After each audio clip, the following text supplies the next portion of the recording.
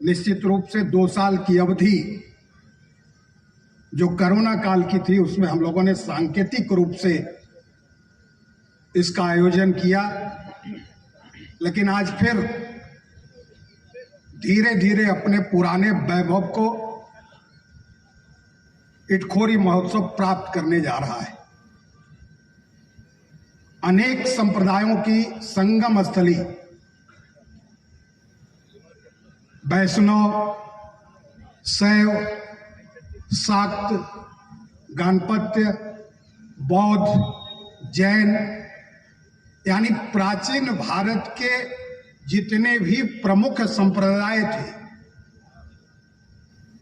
उस सभी संप्रदायों के उत्पत्ति और उसके प्रगति के इतिहास को संजोए रखने वाली यह प्राचीन भूमि, जो बौद्ध काल से इटखोरी के नाम से जानी गई, उसके पूर्व में भद्दलपुर और आज भी ग्रामीण क्षेत्र में भदुली के नाम से लोगों के जुबान पर इसका नाम उसके हृदय में बसा है।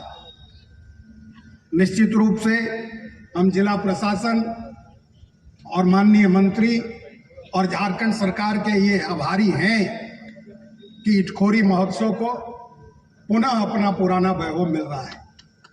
संख्या जरूर कम हो सकती है, लेकिन मन में उमंग कम नहीं है। और इसीलिए अभी हम और मंत्री जी बात भी कर रहे थे कि कार्यक्रम और उद्घाटन दोनों के बीच एक जो लंबा अंतराल हो जाता है, तो मुझे लगता है कि अगले बार से इसको प्रयास करके एक साथ करके कार्यक्रम के साथ, उद्घाटन के साथ ही कार्यक्रम की शुरुआत कर दें, तो मुझे लगता है कि इस समस्या का भी समाधान होगा। और मुझे पूरा भरोसा है कि जगह इस बार भी कम होगा, क्योंकि 2 साल से लोग प्रतीक्षा कर रहे हैं। एक प्रकोप, एक संकट जो विश्वव्यापी था, संयोग से हम लोगों को भारत में उसका वह ताप नहीं सहना पड़ा जो दुनिया के अन्य देशों ने सहा।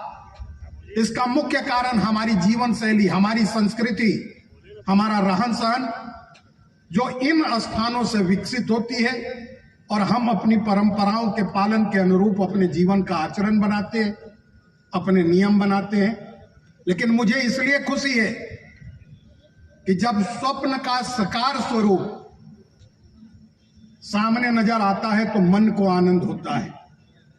2015 के पहले इटखोरी महोत्सव में मैंने एक कल्पना की थी कि माता आपकी कृपा ऐसी हो कि लोकतंत्र में सरकार आएगी जाएगी, कौन सांसद होगा, कौन विधायक होगा, कौन राज्य का मुख्यमंत्री होगा, कौन मंत्री होगा, लेकिन इटखोरी महोत्सव चलता रहे। और ये आज प्रूफ हुआ है, क्योंकि महत्व इस बात का नहीं है, महत्व इस बात का है कि इटखोरी महोत्सव इस 2 वर्ष के झंझावत को सह कर भी फिर अपने पुराने वैभव में लौट रहा है।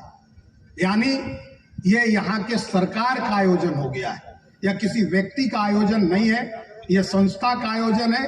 और ये इच्छा ही हम लोगों की शुरुआत से रही है। इसलिए अब इस बात की पूरी भरोसा है कि ये आयोजन अब रुकने वाला नहीं। लेकिन इस आयोजन में जो यहाँ की उपस्थिति है, जो लोगों का सहयोग है, ये लोगों के सहयोग और लोगों के सहकार से इसका यह रूप संभव हो पाया है। क्योंकि इसके प्रेरणा के पीछे यहाँ की मिट्टी, यहाँ की संस्कृति, यहाँ के लोग, यहाँ की बोली, यहाँ की भाषा, यहाँ की जीवन पद्धति का वह अंग जो दुनिया के सामने नहीं आया। क्योंकि बीच के कालखंडों में हमारे जिले का जो वर्णन होता था वो रक्त रंजित वर्णन था। और 2014 के दिसंबर में भी ऐसी घटना हुई थी। और उसी घटना के पश्चात इटखोरी महोत्सव का हम लोगों ने संकल्प लिया था, और वो संकल्प अब साकार हो रहा है। और निश्चित रूप से इस जिले के हर सामाजिक कार्यकर्ता, राजनीतिक कार्यकर्ता या समाज जीवन के क्षेत्र में रहने वाले हर व्यक्ति के मन में इटखोरी महोत्सव को लेकर जो प्रेम है, जो उत्साह है, वो मुझे लगता है कि कि राजनीति जहां लोगों को बांटती है, संस्कृति जोड़ने का काम करती है। और उसका सबसे बड़ा उदाहरण इटखोरी महोत्सव और इटखोरी महोत्सव के आज का मंच है। इसलिए संस्कृति के रूप में इसका विकास, इसकी यात्रा लगातार चलते रहेगी और उस दिन भी चलेगी जिस दिन शायद हम मंच पर ना हो, नीचे हो, लेकिन मन का आनंद उतना ही होगा। और यही कल्पना हम लोगों ने किया था, यही माता से आशीर्वाद मांगा था।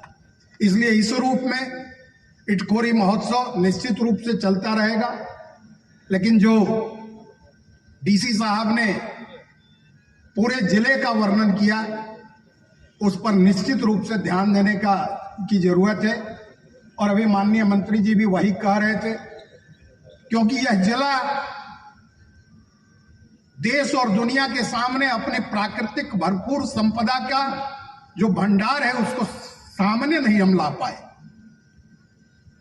इटखोरी और कोलेश्वरी का उल्लेख लोग बताते हैं कि दुर्गा सप्तशती में है। अब सोच सकते हैं कितना प्राचीन होगा।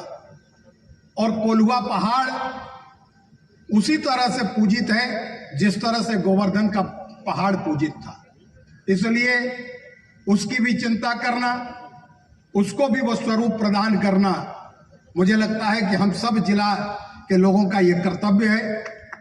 और इस दृष्टि से हमको किसी दूसरे सर्किट की जरूरत ही नहीं पड़ेगी। जब हम इटखोरी, कोलेश्वरी, चुंदरूधाम, बलबल, ऐसे जो अनेकों स्थान है हमारे यहाँ, हम उन्हीं की श्रृंखला जब खड़ा कर लेंगे तो एक अपने आप में सर्किट बन जाएगा। और पर्यटन सिर्फ इसलिए नहीं जरूरी है कि रोजगार ही उत्पन्न करता है। पर्यटन हमको हमारी संस्कृति से, हमारे मर्यादा से, हमारे रीति रिवाज से भी परिचित कराता है। और हमारे नौजवानों को ये प्रेरणा देता है कि जब हमारा अतीत इतना सुंदर था, इतना शक्तिशाली था, तो हम एक सुंदर भविष्य का निर्माण कर सकते हैं। इसलिए इस दृष्टि से पुनः एक बार इटखोरी महोत्सव का आयोजन हो रहा है और जिला प्रशासन ने फिर से इसको भव्य रूप देने का जो प्रयास किया है। और मुझे पूरी उम्मीद है कि रात जाते जाते मुझे लगता है कि एसपी साहब के लिए भीड़ संभालना कठिन हो जाएगा, क्योंकि पहली बार का भी यही अनुभव था। पहले दिन जरूर भीड़ कम थी, लेकिन दूसरे दिन ऐसा लगा था कि यहाँ अव्यवस्था फैल जाएगी।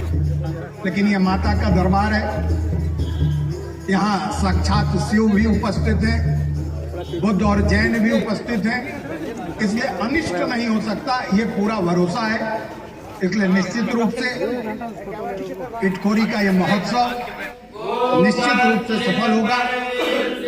और जिस रूप में जो भी हमारे अंदर कुछ भी आशंकाएं हैं तो वो दूर होंगी।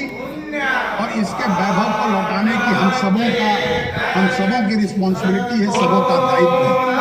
मैं तो मां से सिर्फ इतना ही प्रार्थना करता हूं कि हम दिन 4 रहे न रहे, मां तेरा वैभव अमर रहे। इसलिए एक बार फिर थोड़ा सा इधर देखिएगा, इस पवित्र भूमि से माता भद्रकाली के चरणों में यह निवेदन करते हुए कि जिस विश्वव्यापी संकट को हम लोगों ने 2 साल झेला है, उससे अब हम बाहर आ गए हैं। पुनः हमें अपने जीवन को सुंदर बनाने के लिए, समृद्धिवान बनाने के लिए सुख, समृद्धि और शांति का माता से आशीर्वाद मांगता हूं कि हम सबों के जीवन में सुख, समृद्धि और शांति का समावेश करें। इतना ही बात कह के आप सभी आए हैं, 3 दिन आपका इसी रूप में सहयोग हो।